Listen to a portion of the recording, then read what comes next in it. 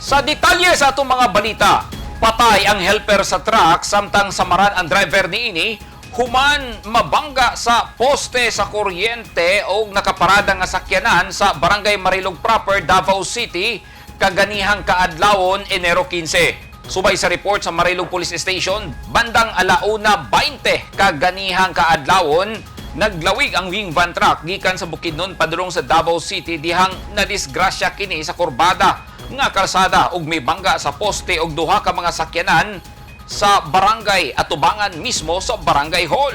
Bandang 2:30 na nahawas ang driver sa truck nga giila sa mga pulis nga si Romeo Monteverde Jr., 40 anyos, taga San Fernando, Bukidnon. Samtang ang helper niini nga giila sa mga pulis nga si Nardo Tungano ang nahawas sa may responding mga personahe sa 911 bandang 4:00 na sa kadlawon nga wala na kinabuhi. Gidala sa Southern Philippines Medical Center ang driver sa truck o sa lokal nga punerarya sa Kalinan ang helper niini.